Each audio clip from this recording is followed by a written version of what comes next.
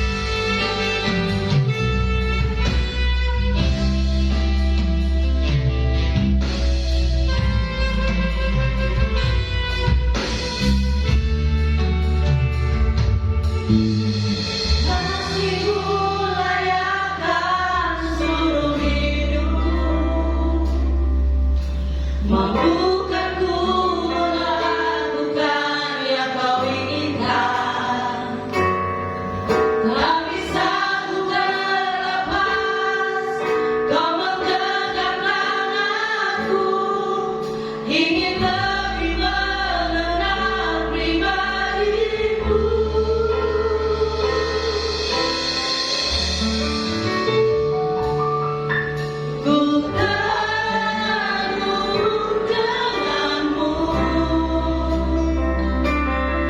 selalu melekat di hatimu. Firman-Mu itulah dasar hidupku, yang berdaulat atasku.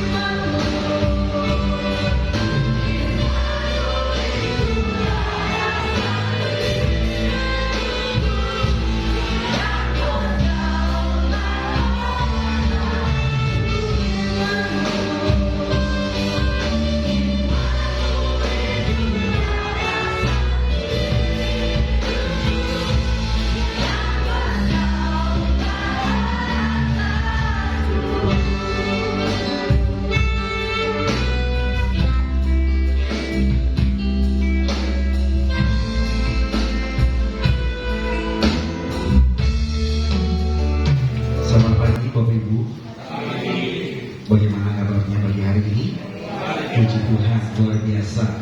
Kita punya Tuhan yang hebat, punya Tuhan yang luar biasa, yang masih mengingatkan kepada kita kehidupan sampai pada pagi hari ini. Masih dalam tema dekat dengan Allah. Di minggu pertama kita sudah mendengarkan bahwa dekat dengan Allah itu kita tenang dalam menghadapi segala sesuatu. Yang kedua, minggu yang kedua kita sudah mendengar bahwa dekat dengan Allah itu, saya ingat betul dua kata, beres kabeh.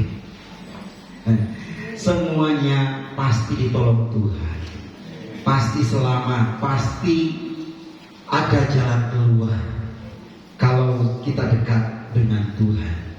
Pada pagi hari ini, minggu yang ketiga, kita akan belajar bersama-sama bahwa dekat dengan Allah ada pengharapan. Kita buka dalam Mazmur pasal 62. Kita baca ayat 5.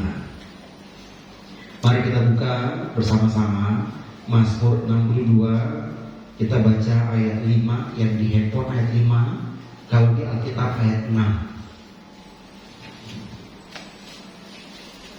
Semua sudah dapat? Mari hitungan ketiga kita baca bersama-sama. Hitungan ketiga, 2, 3. Hanya pada Allah saja kiranya aku tenang, sebab daripadanya lah harapanku.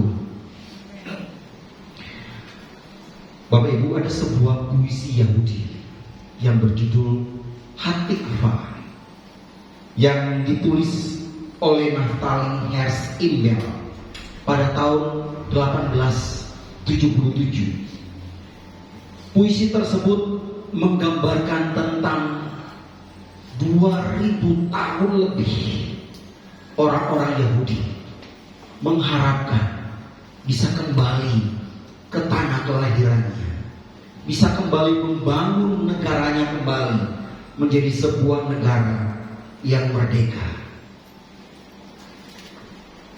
Kemudian pada tahun 1888 puisi tersebut digubah oleh seorang komponis yang terkenal, yaitu Samuel Cohen.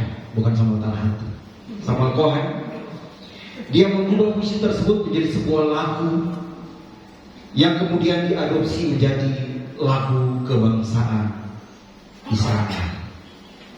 Puisi tersebut dan kemudian digubah menjadi lagu kebangsaan Israel berjudul Harapan. Harapan kami, harapan umat Tuhan.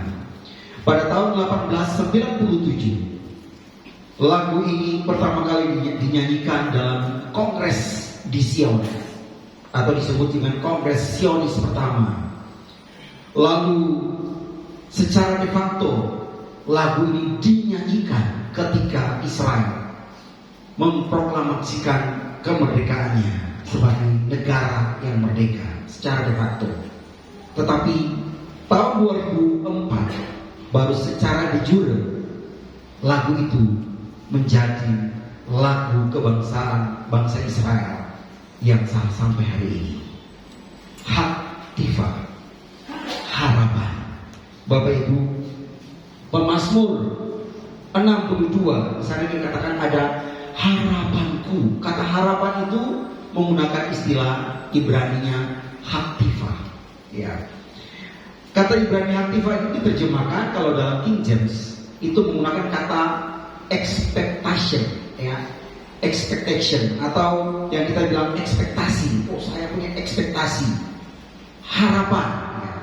Tetapi dalam terjemahan NIV, tadi King James, kalau NIV New International Version, itu diterjemahkan dengan kata hope, harapan, ya, hope. Kalau di dalam terjemahan Yunani, kata-kata tentang pengharapan itu diterjemahkan dengan kata Yunani elpis, yang berarti pengharapan atau harapan. Yang kalau dilihat dalam konteks Yunani, istilah harapan itu ada sebuah kisah mitologi Yunani tentang Dewi harapan. Dewi ini tidak disembah, tapi Dewi ini menjadi sebuah simbol harapan bagi orang-orang Yunani. Tentu harapan itu dalam konteks mitologi Yunani karena manusia yang terdiri dari atau terbuat dari debu tanah ini mengalami yang namanya kelemahan, penderitaan, kesengsaraan di dalam kehidupannya, sehingga mereka memiliki sebuah yang namanya harapan, ingin memperoleh sebuah harapan yang di kemudian hari itu bisa diharapkan itu bisa terwujud. Tetapi dalam mitologi Yunani, kata harapan itu sendiri merupakan sebuah optimis buta, sebuah harapan yang belum tentu menjadi kenyataan, sebuah harapan yang hanya menjadi sebuah angan-angan belaka. Tetapi harapan kita di dalam Kristus, harapan kita sebagai orang-orang percaya berbeda dengan harapan dalam konteks budaya Yunani atau mitologisasi Yunani. Bapak Ibu yang dikasihi Tuhan, kata harapan ya memang selalu diterjemahkan dengan dua kata yang dalam terjemahan Inggris, expect dan hope, itu selalu digunakan secara bergantian. Tetapi ada perbedaan antara expect dan hope. Kalau expect atau yang kita sebut dengan ekspektasi, itu sebuah harapan yang jangka pendek, sebuah harapan yang berfokus pada diri kita sendiri, sebuah keinginan untuk segera terwujud, tapi belum tentu itu menjadi kenyataan. Itu expect. Misalnya, seorang istri punya ekspektasi kepada suaminya. Wow, dia diajak oleh suaminya, "Ma, ayo kita jalan. Papa mau ajak makan." Lalu istrinya memiliki ekspektasi, "Wow, jangan-jangan aku mau diajak makan di resto bintang 4." Ini namanya expect. Ya, dia punya ekspektasi. Maka dia mulai berdandan, mempercantik dirinya, cantik luar biasa. Ternyata waktu pergi makannya di warung kaki lima. Berarti apa yang menjadi ekspektasi dia ternyata tidak membuahkan hasil. Hanyalah sebuah angan-angan belaka, sebuah harapan yang belum tentu menjadi kenyataan. Itu ekspektasi. Tapi kalau hope, harapan, ini berkaitan dengan iman, sebuah keyakinan yang didasarkan pada janji-janji Allah, keyakinan akan perbuatan-perbuatan Allah di masa lampau yang juga pasti bisa terjadi di masa sekarang dan masa yang akan datang. Keyakinan itu menjadi keyakinan kita bahwa apa yang kita harapkan itu berdasarkan janji-janji Tuhan, kelak di masa yang akan datang akan terwujud, akan menjadi kenyataan. Itu adalah hope, pengharapan. Dan pengharapan kita sebagai orang-orang yang percaya kepada Tuhan, pengharapan kita tidak pernah mengecewakan, karena Kristus Tuhan kita adalah pokok pengharapan, sumber pengharapan orang-orang yang percaya kepadanya. Bapak Ibu yang dikasihi Tuhan, firman Tuhan pada pagi hari ini, haktifah, harapan, memberikan kepada kita 4 arti penting dalam kehidupan kita. Yang pertama, ketika pemazmur berkata, daripada mula, hanya padamulah harapanku. Artinya bahwa kalau Allah itu sumber pengharapan, pokok pengharapan yang sejati, maka arti pertama yang bisa kita pelajari adalah harapan itu selalu ada. Harapan selalu ada. Saya ajak kita buka Roma 8 ayat 24 dan ayat 25. Roma 8 ayat 24-25. Saya baca untuk kita. Sebab kita diselamatkan dalam pengharapan, tetapi pengharapan yang dilihat bukan pengharapan lagi. Sebab bagaimana orang masih mengharapkan apa yang dilihatnya, tetapi jika kita mengharapkan apa yang tidak kita lihat, kita menantikannya dengan tekun. Bapak Ibu, pengharapan selalu ada. Mengapa? Karena selama kita hidup, kita pasti mengalami banyak sekali persoalan, banyak sekali pergumulan, banyak sekali penderitaan selama kita hidup. Dan selama itu pula selalu ada harapan bagi kita, orang-orang yang percaya kepada Tuhan. Ada banyak orang kehilangan harapan hari-hari ini, Bapak Ibu. Kita bisa lihat kehilangan harapan itu terungkap dalam kalimat-kalimat. Untuk apa lagi? Untuk apa lagi saya percaya? Berapa lama lagi saya harus berdoa? Terserah apa mau yang terjadi dalam hidup ini. Saya menyerah. Kelihatannya sudah buntu, tidak ada lagi jalan keluar. Kalimat-kalimat ini menggambarkan keputusasaan. Seolah-olah harapan itu telah hilang. Dan tidak sedikit orang mengalami hilang harapan, menyerah. Yang berbuntut pada orang mengakhiri hidupnya. Ada orang yang melompat dari gedung yang tinggi karena tidak ada lagi harapan. Putus asa, tidak ada lagi jalan keluar. Keluarga-keluarga Kristen tidak terkecuali seringkali juga mengalami kehilangan harapan. Seolah-olah doa sekian lama tidak pernah kunjung ada jawabannya. Sakit sekian lama tidak ada kunjung kesembuhan. Lalu orang mulai putus asa, orang mulai hilang harapan. Bapak Ibu, kehidupan ini tidak lepas dari penderitaan, persoalan yang bisa saja terjadi karena kita sendiri. Bisa terjadi karena situasi dan kondisi, karena orang lain. Bisa juga terjadi karena ada maksud-maksud Tuhan yang Tuhan izinkan terjadi. Ya, masalah persoalan terjadi karena ada maksud Tuhan yang indah yang mau Tuhan kerjakan. Persoalannya adalah bagaimana persepsi kita terhadap persoalan, penderitaan, pergumulan yang kita alami dalam kehidupan ini. Kalau kita melihat persoalan tidak pernah berhenti dalam hidup ini sebagai sebuah keputusasaan, bahwa seolah-olah tidak ada lagi harapan, bahwa Allah itu tidak ada lagi dekat dengan kita, seolah-olah Allah begitu jauh, doa kita tidak pernah dijawab Tuhan, tidak pernah berhenti persoalan dalam hidup ini, maka kita akan berputar-putar dalam pemikiran kita seperti itu, dan kita akan mengalami frustasi, kita akan stres, kita akan kehilangan harapan. Tapi kita sebagai orang-orang yang percaya kepada Tuhan, kita harus yakin karena ada janji Tuhan. Janji Tuhan yang menjadi dasar keyakinan kita bahwa harapan selalu ada. Amin, Bapak Ibu. Akan selalu ada harapan. Karena apa? Tuhan kita, Tuhan yang hidup, Ia berjanji dan Ia tidak akan pernah mengingkari janjinya. Dia Allah yang setia. Kalau Dia setia, Dia tidak pernah ingkar janji.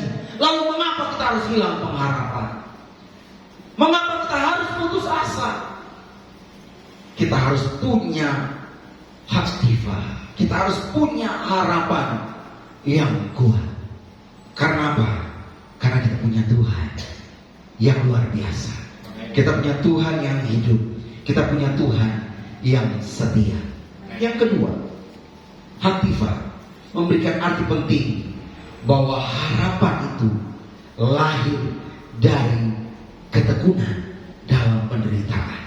Bapak Ibu, kita baca Roma pasal 5 ayat 3 dan 4. Saya ajak kita baca bersama-sama dua ayat ini. Roma 5 ayat 3 4. Bisa ditampilkan di slide.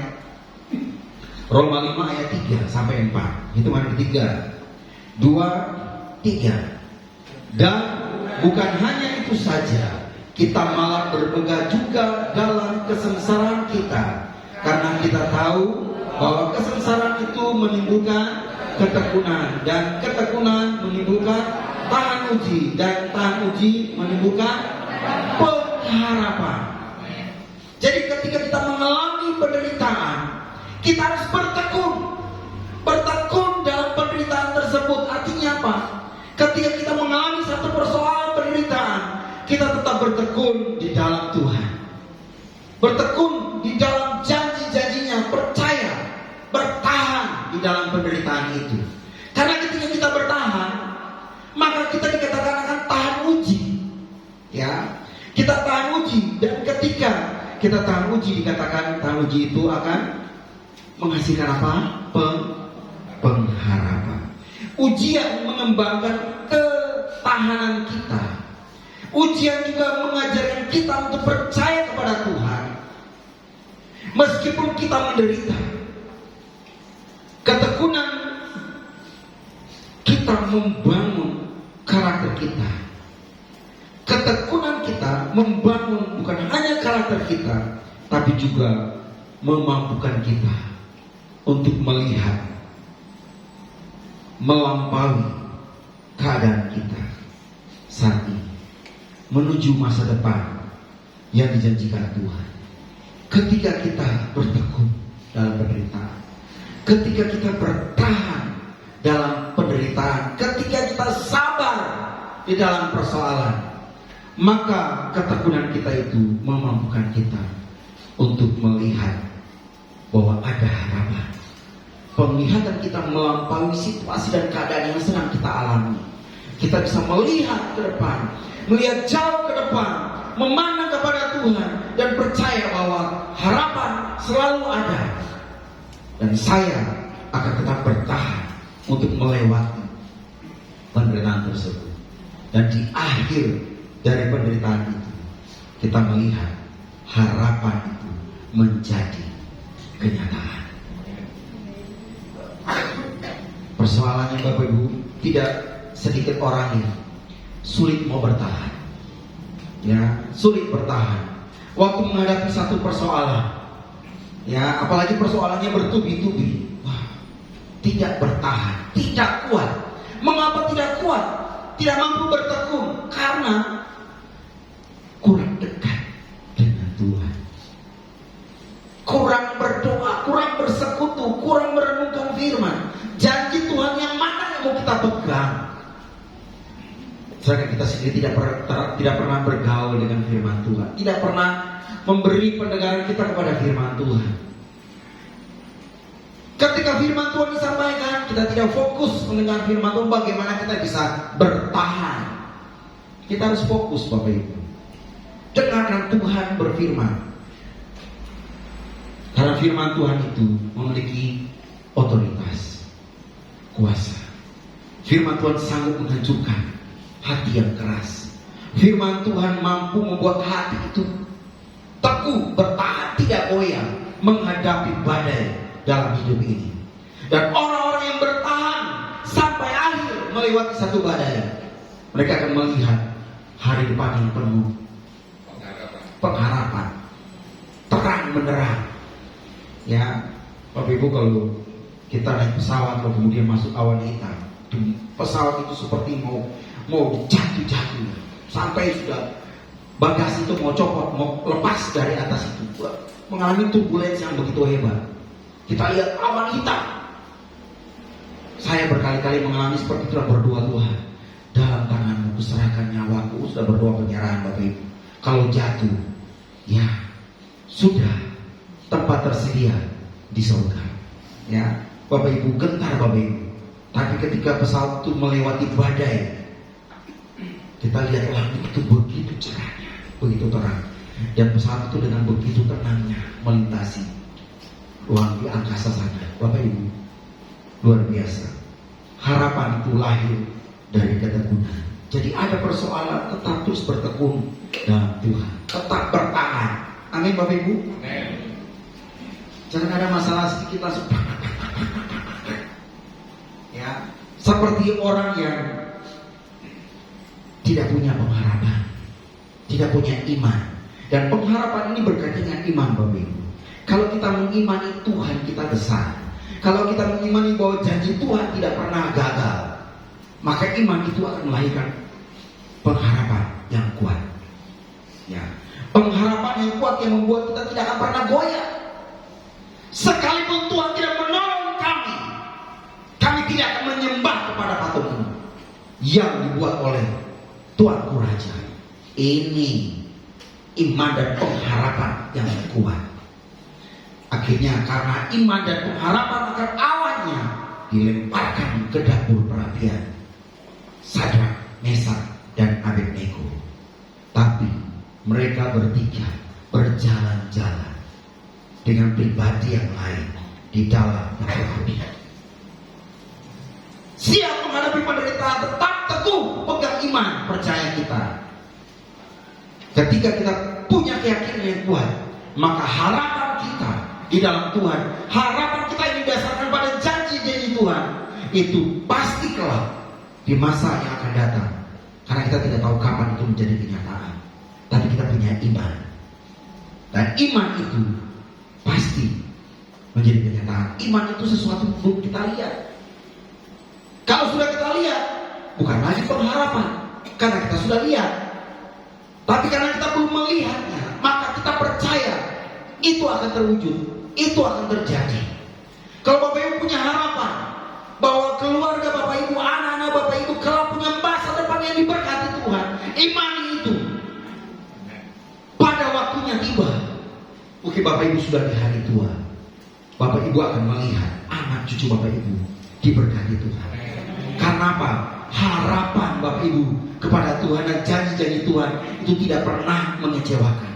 Allah tidak pernah mengecewakan kita karena janjinya ya dan amin, pasti ya genapi. Tapi Tuhan mau kita pegang janjinya, kita sungguh-sungguh mendekat kepadanya. Dan kalau ada masalah, tetap tenang hadapi masalah itu. Walaupun itu bertubi-tubi, walaupun memang harus dengan air mata, seolah-olah hitam kelam, seolah-olah tak ada pada titik terendah, tidak ada solusi. Tetap bertahan, tetap bertahan, tetap memandang kepada Tuhan, tetap percaya kepada Tuhan, punya pengharapan yang kuat. Maka pada waktunya Tuhan, dengan cara Tuhan, kita akan melihat harapan kita menjadi kenyataan. Yang ketiga, harapan selalu ada di dalam Kristus. Harapan kita itu di dalam Kristus.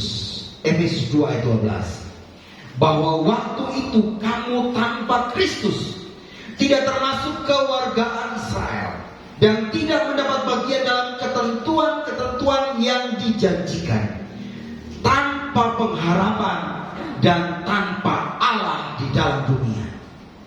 Bapak Ibu, sebelum kita percaya kepada Kristus, sebelum Bapak Ibu percaya kepada Tuhan Yesus, hidup Bapak Ibu itu tanpa Allah dan tanpa pengharapan. Mungkin ada banyak sekali harapan-harapan yang bersifat sementara yang kita sebut dengan ekspektasi. Berharap. Tetapi tanpa Tuhan, itu hanyalah harapan yang sementara. Harapan yang bisa saja tidak menjadi kenyataan, yang bisa saja membuat kita frustrasi, yang bisa saja membuat hidup kita hancur.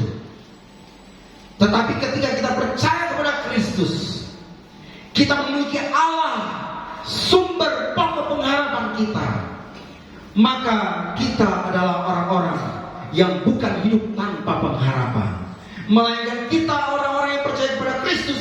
Kristuslah dasar pengharapan kita. Perkataannya, perbuatan-perbuatan yang luar biasa, itu menjadi dasar keyakinan kita untuk berharap bahwa Tuhan Yesus dulu, hari ini, dan sampai selama-lamanya tidak pernah berubah.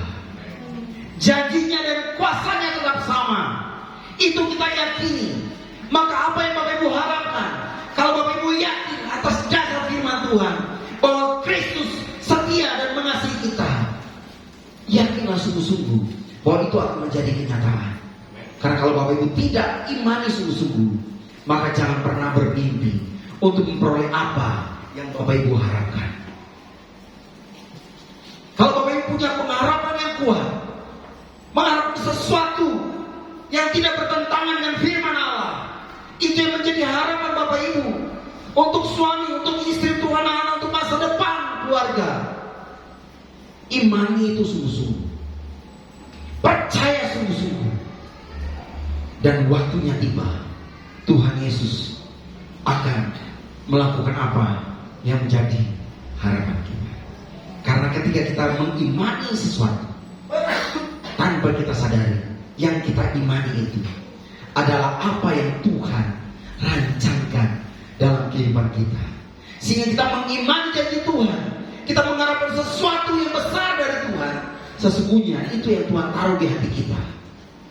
Sehingga ketika kita mengimaninya, maka pada waktu Tuhan melakukannya.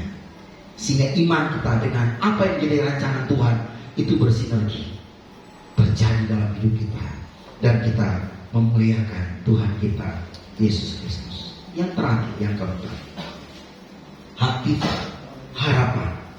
Memberi arti penting bahwa harapan itu selalu membawa kepada sukacita. Amsal 10 ayat 28. Mari baca bersama-sama. Amsal 10 ayat 28.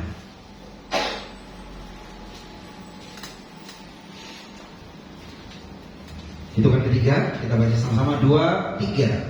Harapan orang benar akan menjadi sukacita, tetapi harapan orang fasik menjadi sia-sia. Kalau Bapak Ibu ingin harapan Bapak Ibu menjadi sukacita, membawa kepada sukacita, maka Bapak Ibu harus apa? Hidup benar, hidup dekat dengan Tuhan. Maka harapan kita menjadi sukacita. Roma 15 ayat 13. Semoga Allah sumber pengharapan memenuhi kamu dengan segala sukacita dan damai sejahtera dalam iman kamu, supaya oleh kekuatan Roh Kudus kamu berlimpah-limpah dalam apa? Pengharapan. Harapan orang percaya, harapan orang benar, harapan orang yang dekat dengan Allah pasti melahirkan sukacita. Walaupun ada penderitaan, walaupun ada persoalan yang tidak kunjung selesai, tapi karena kita punya pengharapan, maka di sana ada damai sejahtera, ada sukacita. Tuhan, terima kasih untuk persoalan ini. Tuhan, terima kasih untuk penderitaan ini. Tapi saya percaya ada waktu Tuhan akan memulihkan kehidupan saya. Tuhan akan memulihkan masa depan keluarga saya. Tuhan akan menyediakan masa depan buat anak-anak saya. Itu kita imani. Dan waktu kita imani itu, kita harapkan itu dari Tuhan, ada sukacita Tuhan beri dalam hati kita. Bukan berarti sukacita lalu masalah itu selesai, tidak. Tuhan mau kita tahan uji. Tuhan mau kita bertekun dalam penderitaan. Mengapa? Karena bisa jadi penderitaan yang kita alami adalah penderitaan yang biasa. Penderitaan yang belum sampai mencucukkan darah. Bapak Ibu melihat para rasul, penderitaan yang mereka alami sampai pada titik darah penghabisan. Ada yang dipenggal kepalanya, ada yang digoreng hidup-hidup, ada yang disalibkan dengan kepalanya ke bawah. Itu penderitaan mereka siap terima karena iman, dan mereka punya pengharapan untuk masa yang akan datang, yaitu hidup yang kekal bersama dengan Kristus di sorga. Dan itulah pengharapan yang paling besar dalam kehidupan kita sebagai orang-orang yang percaya. Dalam dunia ini, hidup kita adalah hidup yang sementara. Maka persoalan-persoalan yang kita alami itu wajar, persoalan-persoalan yang biasa. Jangan pernah goyah, jangan pernah mundur, tinggalkan Tuhan hanya karena 1-2 persoalan, hanya karena doa kita tidak dijawab. Jangan karena ada persoalan, ada gesekan-gesekan membuat kita jauh dari Tuhan, tidak mau lagi melayani Tuhan. Jangan. Itu masalah kecil, itu persoalan-persoalan biasa. Kita semua punya pengharapan yang lebih besar, yaitu kita mau bertahan, kita mau bertekun. Sekalipun dalam hidup dalam dunia ini banyak sekali penderitaan, banyak persoalan, tapi kita mau melewati semua itu bersama dengan Tuhan.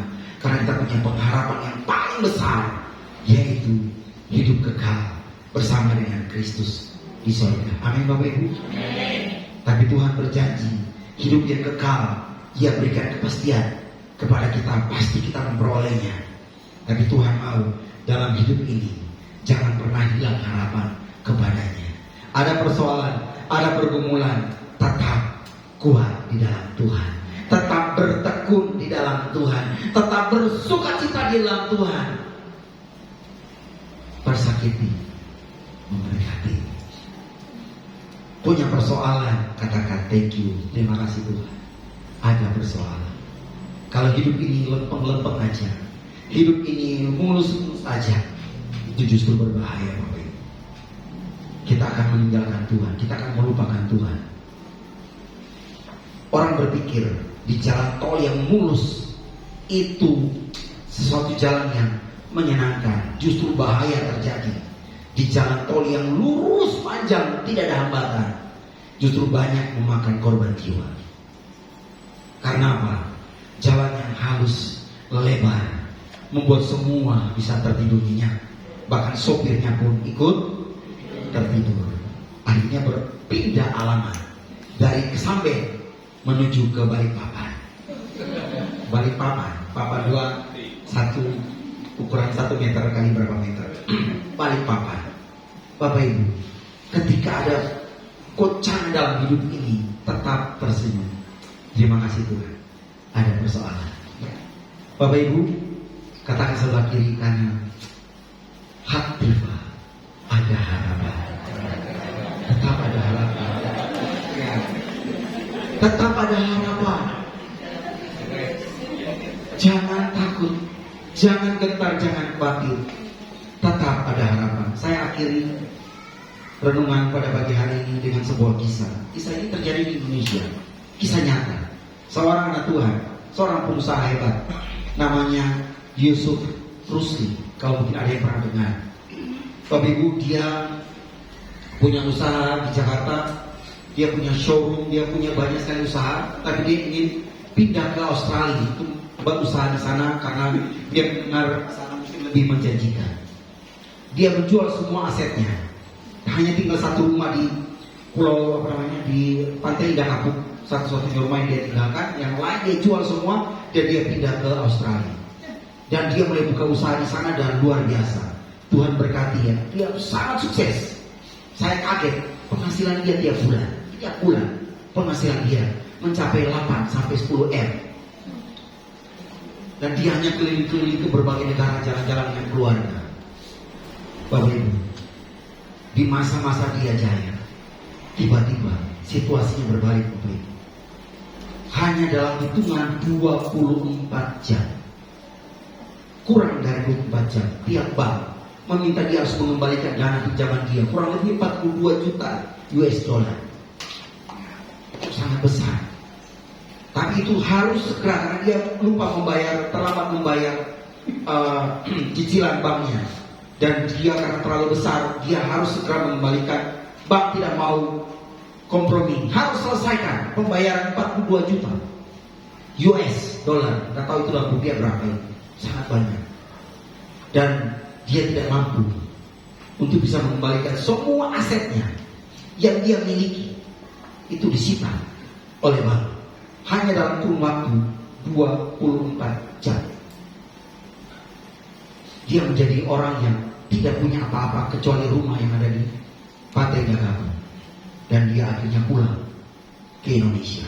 Bapak Ibu bayangkan, dari penghasilan 8 sampai 10 M per bulan, hanya dalam waktu 24 jam semuanya hilang, sirna. Dan kemudian dia baru ingat akan Tuhan. Ya, saya nggak mau menghakimi karena saya baca kesaksiannya. Apakah dia waktu jaya-jayanya dia lupa sama Tuhan? Saya kurang karena itu tidak dikisahkan di sini. Tapi dia waktu sungguh-sungguh dalam keadaan terpuruk seperti itu, dia tidak patah arah. Dia tidak kecewa dengan Tuhan. Dia tidak gila. Karena banyak orang kaya kalau sudah gagal dalam usaha bisa gila. Puji Tuhan dia tidak gila, tapi dia semakin dekat dengan Tuhan. Akhirnya rumah yang ada di Pantai Indah Kapuk dia jual kurang lebih sekitar 2 M. Dan karena nasihat dari saudara-saudara seiman, dia memulai sebuah bisnis. Namanya itu proteksi shield untuk proteksi jok mobil. Saya lupa namanya, tapi namanya itu shield protector. Itu buatan di Australia.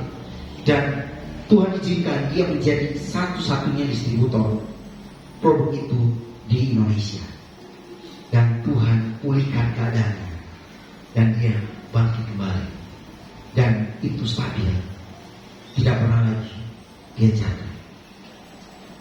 Bapak Ibu, di sini kita bisa belajar bahwa kita tidak bisa menaruh pengharapan kita pada materi, pada kekayaan. Hanya dalam sekejap saja semua itu bisa sirna. Ayub, orang yang paling kaya di zamannya, hanya dalam waktu sekejap sirna semuanya. Tapi dia tetap percaya kepada Tuhan. Dia tidak kehilangan pengharapannya kepada Allahnya. Dan Tuhan memulihkan dia 2 kali lipat dari yang pernah dia miliki. Bapak Ibu, kalau hari-hari ini Tuhan memberkati kita, sekali saya ingatkan Bapak Ibu, jangan pernah menaruh pengharapan kita pada apa yang kita miliki. Jangan pernah menaruh pengharapan kita kepada orang tua. Jangan menaruh pengharapan kita kepada suami. Jangan menaruh pengharapan kita kepada anak-anak yang sudah sukses. Jangan. Karena itu hanya ekspektasi. Bisa jadi tidak sesuai dengan yang kita harapkan. Dan itu mengecewakan. Tapi kalau kita mau berharap, berharaplah kepada Tuhan. Karena Dia sumber pengharapan kita yang tidak akan pernah mengecewakan. Kita satu-satunya yang kuat.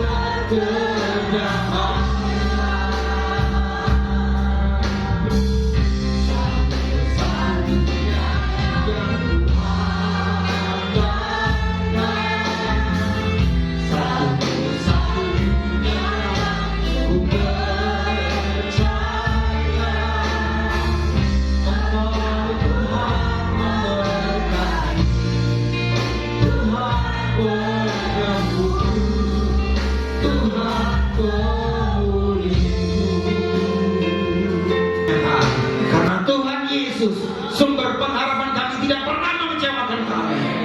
Terima kasih Tuhan. Kuatkan iman mereka, kuatkan iman percaya mereka, pengharapan mereka. Biarlah itu menjadi sau, menjadi jangkar yang kokoh, sehingga mereka tidak akan pernah tergoncangkan sekalipun. Kami punya Tuhan yang hebat dan luar biasa. Engkau pokok pengharapan kami. Engkau Tuhan yang setia.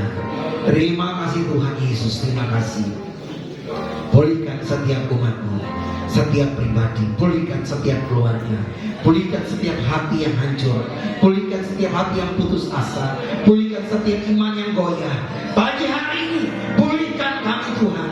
Biarkanlah hari ini kami pulang dari tempat ini, kami pulang dengan kekuatan baru, kami pulang dengan pengharapan yang kokoh, kami pulang dengan janji Tuhan bahwa hidup kami tidak akan sama lagi.